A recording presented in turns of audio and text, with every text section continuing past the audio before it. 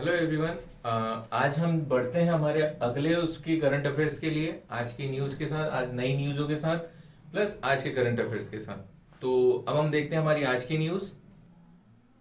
तो हम बढ़ते हैं हमारी आज की पहली न्यूज़ की तरफ। पहली न्यूज़ क्या है? बात करते हैं यूएनओडीसी। यूएनओडीसी मतलब United nation office drugs and crime. UNODC क्या है? ये एक ऐसा ऑर्गेनाइजेशन है जो ड्रग्स और अदर क्राइम्स के ऊपर नजर रखता है, ठीक है, उनको संभालता है। ठीक है, यूएनओडीसी ने एक प्रोग्राम लॉन्च किया, एक सर्विस लॉन्च करी, लॉकडाउन लर्नर सर्विसेज। अब इसमें क्या होता है कि यूएनओडीसी ने बताया है कि आप लॉकडाउन लर्नर सर्विसेज में, मतलब लॉकडाउन जो अभी चल रहा है इसका भरपूर इस्तेमाल करिए, अच्छे चीजों में इस्तेमाल करिए, जिस तरीके से हम कर रहे हैं आज के टाइम पर। हम पढ़ाई करके कर रहे हैं, हम पढ़ाकर कर रहे हैं और आप पढ़ाई करके कर रहे हैं, ठीक है। तो यूएनओडीसी का हेडक्वार्टर कहां पर है? यूएनओडीसी का हेडक्वार्टर है वियना में। अगर हम बात करते हैं वियना की, तो वियना किसकी कैपिटल है? वियना है ऑस्ट्रिया की कैपिटल, ठीक है। ऑस्ट्रिया के चांसलर कौन बने हैं अभी? सेबेस्टियन कर्ज। चांसलर ऑफ ऑस्ट्रिया कौन बने हैं अभी? सेबेस्टियन ऑफ कर्ज। वियना की अगर हम बात करते हैं, वियना में एक और ऑर्गेनाइजेशन है जिसका हेडक्वार्टर वियना में है, वो है ओपेक। अब ओपेक की बात करते हैं। ओपेक क्या है? ओपेक है organisation of petroleum and exporting in countries. यानी किस किस कंट्रीज में? ओपेक में कई सारी कंट्रीज आती है, ठीक है, जो पेट्रोलियम को एक्सपोर्ट करने का ऑर्गेनाइजेशन है। जो भी कंट्रीज आती है इसके तहत, जो भी इससे इंक्लूड होती है, पार्टनरशिप बनती, पार्टनरी में आती है, तो उससे पेट्रोलियम को किस तरीके से एक्सपोर्ट करता है ये ऑर्गेनाइजेशन ही देखता है उसको। फिलहाल अभी हाल ही में दो कंट्रीज ने ओपेक ऑर्गेनाइजेशन को छोड़ा है। वो कंट्रीज है निम्न, ये एक तो है कतर और एक है इक्वाडोर। ये दो कंट्रीज अभी हाल ओपेक से छोड़ी है जिसने, ठीक है। तो अब हम बढ़ते हैं हमारी अगली न्यूज की तरफ। तो हम चलते हैं हमारी अगली न्यूज पर, जो कि है बसंता दास से रिलेटेड। बसंता दास कौन है? ठीक है, ये है हमारे फॉर्मर राज्य सभा मेंबर, ठीक है, राज्यसभा, फॉर्मल राज्यसभा मेंबर। इनका कार्यकाल कब से कब तक था, तो उस पर भी हम नजर डाल लेते हैं। इनका कार्यकाल था 1990 से लेकर 1996 तक। राज्यसभा में जितने भी मेंबर होते हैं उन सभी का कार्यकाल कितने टाइम तक के लिए रहता है? 6 ईयर तक के लिए, ठीक है। तो बसंता दास जी का कार्यकाल कब से कब तक था? 1990 से लेकर 1996 तक। हाल ही में हमने सुना है कि इनका निधन हो गया है। ये किस जगह के थे, यानी कहाँ के थे? ये थे उड़ीसा के, ठीक है। अब उड़ीसा से रिलेटेड अगर हम बात करते हैं, तो उड़ीसा और यूनेस्को, इन दोनों ने मिलकर कुछ प्रोग्राम लॉन्च करे हैं। उन प्रोग्रामों का नाम है, कुछ मिशन लॉन्च करे हैं, जैसे कि ड्रिंक ऑफ टैप। यानी इस मिशन के अंतर्गत ये आया है कि यूनेस्को और उड़ीसा मिलकर, उड़ीसा के जितने भी गांव हैं या जितने भी घर हैं, प्रत्येक घरों में नल से पानी आएगा, नल से सेवा दी जाएगी पानी की। तो उन्होंने एक अपना मिशन बनाया है कि हम हर एक घर में नल से पानी की सेवा उपलब्ध कराएंगे, ठीक है। दूसरा मिशन उन्होंने स्टार्ट किया है माई टैलेंट, जिसको हम बोलते हैं, जिसको नाम दिया गया है मोह प्रतिभा, ठीक है। उसमें ये बताया कि आपका जो भी टैलेंट है आप गवर्नमेंट के सामने लेकर आइए, यानी सभी के सामने लेकर आइए। उसको बहुत प्रोत्साहित करके बहुत उसका यूज करेगी कौन? उड़ीसा की गवर्नमेंट, ठीक है। अगर उड़ीसा से रिलेटेड एक और चीज की, उड़ीसा मनाता है हमारा उड़ीसा डे, कब मनाता है? 1 अप्रैल को, जिसको हम नाम देते हैं उत्कल दिवस के नाम से भी जानते हैं, ठीक है। तो यही था। अब बढ़ते हैं हम हमारे आगे की तरफ। तो ये है हमारी अगली न्यूज, जिसमें हम बताते हैं PM, prime minister Shri Narendra Modi, इन्होंने अभी 2 योजना स्टार्ट करी है, ठीक है। तो पहली योजना है स्वामित्व योजना, दूसरी है ई ग्राम स्वराज योजना। ई ग्राम स्वराज यानी नाम से ही पता चल रहा है कि गांव से रिलेटेड है, विलेजेस से रिलेटेड है, बस बट इलेक्ट्रॉनिक, ठीक है। तो पहले हम बात करते हैं स्वामित्व योजना के बारे में, कि स्वामित्व का मतलब से ही हम समझ गए, किसी भी चीज पे मालिकाना हक को ही हम बोलते हैं स्वामित्व। तो इसमें यह है कि नरेंद्र मोदी यानी प्राइम मिनिस्टर या फिर हमारी गवर्नमेंट जो चाहती है कि ड्रोन्स की मदद से वो हर एक जमीन की मैपिंग करेगी, ड्रोन्स की मदद से, जिससे जो डिस्प्यूट होते हैं जमीनों को लेकर, प्रॉपर्टी को लेकर, वो नहीं होंगे, वो बहुत कम होंगे। बहुत अच्छी योजना स्टार्ट करी है प्राइम मिनिस्टर ने, कि जिसका भी जितना हक है, अपना खुद का मालिकाना हक है, वो उसको इजीली मिल जाएगा। वो हर एक गांव में या फिर हर एक जमीन का मैपिंग करेगी, किसकी मदद से? ड्रोन्स की मदद से। अब हम बात करते हैं सेकंड पर, ई ग्राम स्वराज। ई ग्राम स्वराज में है कि जो भी विकास होगा गांव में, जो भी विकास होगा उसकी उस पर नजर रखेंगे इलेक्ट्रॉनिक के जरिए से। ठीक है, तो गांव में जितने भी विकास होता है, कई बार हमें पता चलता है कि विकास के नाम पर विकास नहीं हो पाता है, तो इससे हमें ये पता चल जाएगा, चेक करने की जरूरत नहीं पड़ेगी। एक ही जगह पर बैठकर हम बहुत सारे सभी गांव पे पर नजर रख सकेंगे। तो ये भी बहुत अच्छी योजना स्टार्ट करी है प्राइम मिनिस्टर जी ने। ठीक है, तो ग्राम स्वराज का मतलब ये हो गया कि जितने भी गांव हैं उनका जितना भी विकास के लिए जितनी भी योजनाएं चलाएंगे उस पर नजर हम इलेक्ट्रॉनिकली रख सकेंगे। ठीक है, अब हम बढ़ते हैं हमारी अगली न्यूज पर। तो ये है हमारी अगली न्यूज सीएनएसए से रिलेटेड। सीएनएसए क्या है? चाइनीज नेशनल स्पेस एडमिनिस्ट्रेशन, जिसको हिंदी में बोला जाता है चीनी राष्ट्रीय अंतरिक्ष प्रशासन। ठीक है, ये क्या है सीएनएसए? ये है हमारी चाइना की स्पेस एजेंसी। क्या है? चाइना की स्पेस एजेंसी। अब चाइना की स्पेस एजेंसी ने first mass exploration mission start किया है। ठीक है, ये पहला चाइना का पहला मंगल एक्सप्लोरेशन मिशन है। कि मतलब क्या है कि अब चाइना भी मंगल पर जाएगा। ठीक है, और उस मिशन का नाम उन्होंने क्या रखा है? तियानवेन फर्स्ट, तियानवेन प्रथम। ठीक है, जैसा कि हमने देखा है कि हमारे चैनल का नाम भी क्या है? टेक ज्ञान बाय प्रथम क्लासेस, तो उसी से ही रिलेटेड हमारे चाइना उन्होंने इसका नाम भी रखा है। ठीक है, अब चाइना की बात करते हैं। तो चाइना कौन सा रॉकेट यूज करता है? उस रॉकेट का नाम है, जो भी रॉकेट यूज करता है उस रॉकेट का नाम है लॉन्ग मार्च। ठीक है, चाइना की सैटेलाइट, चाइना की 2 सैटेलाइट है, अर्थ ऑब्जर्वेशन सैटेलाइट। अब अर्थ ऑब्जर्वेशन सैटेलाइट क्या होता है? जो हमारी धरती पर नजर रखती है या फिर धरती के जो स्पेस से जो फोटो लेती है हमारी अर्थ के लिए।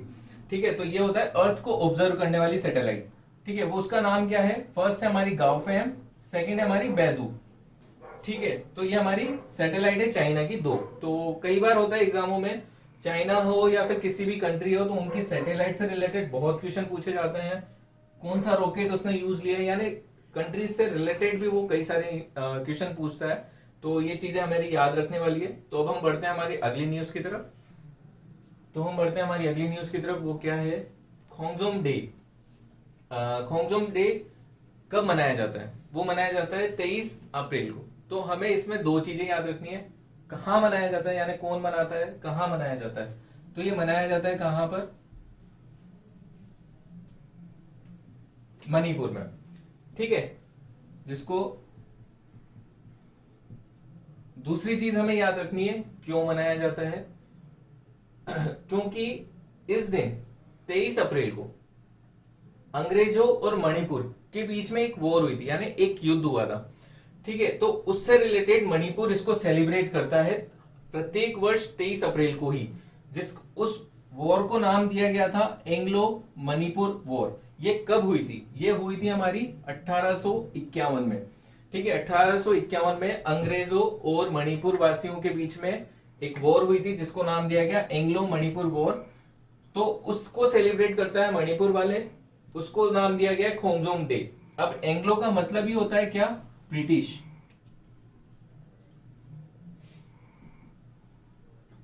ठीक है, जो भी ब्रिटिशर्स हैं वो और उससे रिलेटेड। ठीक है, तो अब हम बढ़ते हैं हमारे अगली न्यूज की तरफ। जो कि है झारखंड से रिलेटेड। तो हम बात कर लेते हैं झारखंड से रिलेटेड कि झारखंड ने एक एप्लीकेशन लॉन्च करी है और उस एप्लीकेशन का नाम रखा है क्या? झारखंड बाजार। तो इस एप्लीकेशन क्या होगा, इस एप्लीकेशन से क्या मदद मिलेगी झारखंड के लिए? तो झारखंड ने ये लॉन्च करी है इसलिए क्योंकि झारखंड के लोगों, जैसे लॉकडाउन चल रहा है, तो झारखंड ने चाहा कि भाई उनको घर बैठे कुछ सामान मिल सके, सामान प्रोवाइड करवा सके।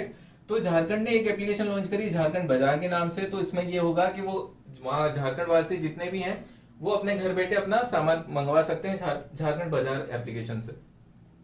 और झारखंड ने एक योजना भी स्टार्ट करी थी, डीडी कैंटीन, यानी गरीबों को फ्री में खाना मिल जाए, उसके लिए डीडी कैंटीन नाम से एक योजना भी स्टार्ट करी थी।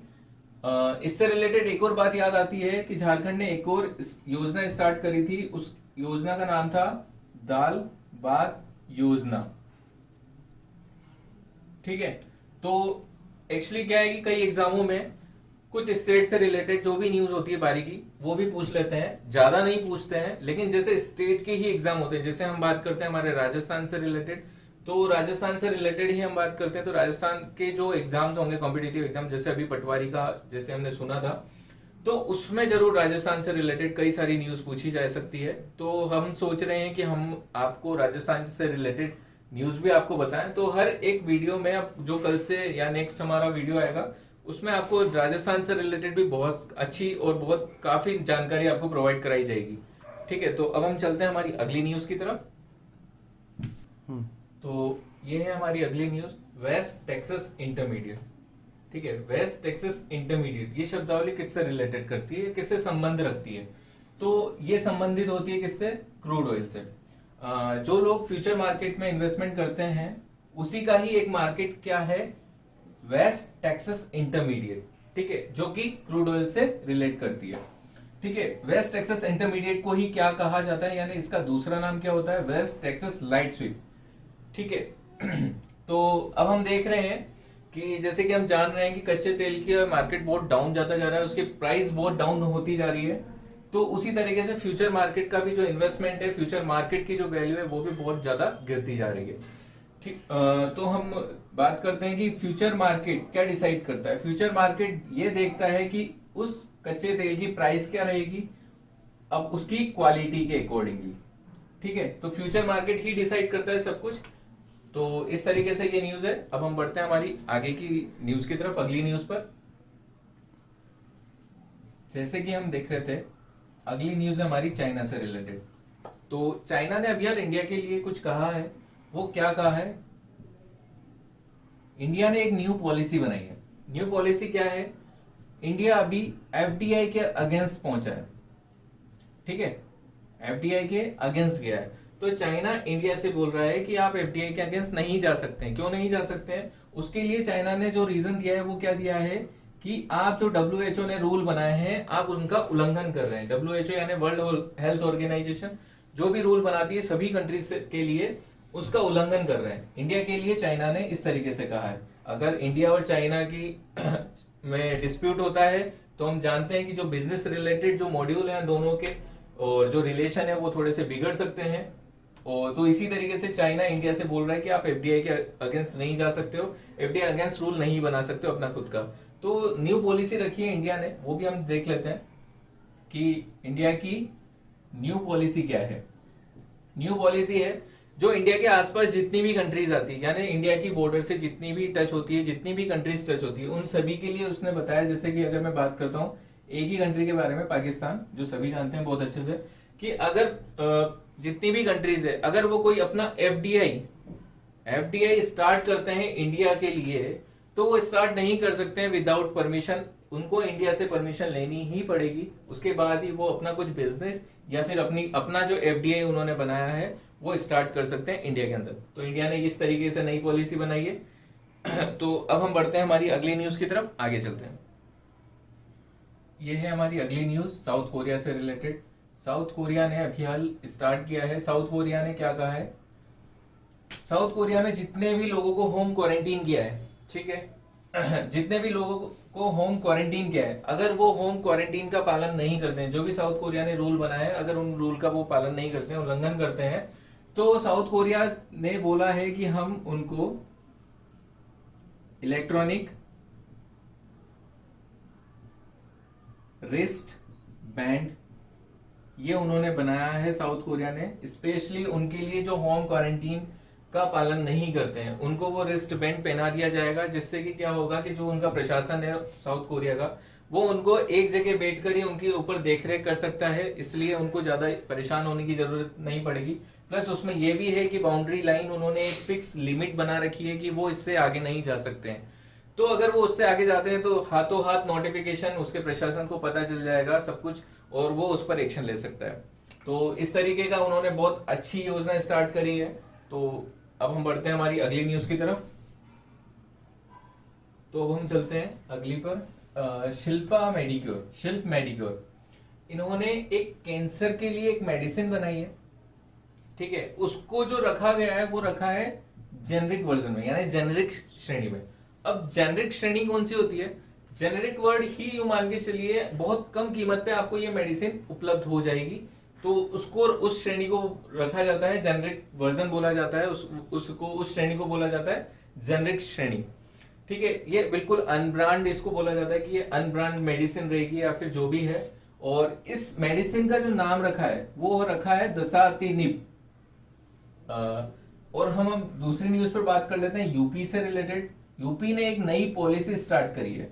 उसने उस पॉलिसी में कहा है कि जो भी उसके माइग्रेंट वर्कर्स हैं, यानी जो भी उसके मजदूर हैं या फिर जो भी वर्कर्स हैं, वो उनको यूपी जरूर लेकर आएगा। जो भी यूपी से बाहर है, उनके यूपी के जितने भी वासी हैं और वो जो बाहर वर्क करते हैं, तो वो सभी वासी, उनको जो भी वर्कर्स हैं उनको वापस यूपी लेकर आएगा। ये उन्होंने अपनी एक पॉलिसी बनाई है। यूपी बहुत न्यूज में रहता है अपनी स्कीम से रिलेटेड, क्योंकि यूपी के अंदर बहुत कुछ चलता रहता है कि नई नई स्कीम यूपी लॉन्च करता रहता है, नई नई फैसिलिटीज लॉन्च करता रहता है, तो यूपी बहुत ज्यादा न्यूज में रहता है। तो यूपी से रिलेटेड हम थोड़ी सी स्कीम्स के बारे में भी जान लेते हैं। यूपी में जैसे टीम 11 जो स्टार्ट किया था वो भी यूपी ने ही स्टार्ट किया था। कौशल सतरंग जो स्टार्ट किया था वो भी यूपी की ही स्कीम है। एक स्कीम है कन्या सुमंगल, जो भी यूपी की ही स्कीम है। तो इसी तरीके से हम अलग अलग स्टेट की या फिर जो भी स्कीम्स है उसके बारे में हम बातें करते रहेंगे। तो अभी हम बढ़ते हैं आगे की तरफ।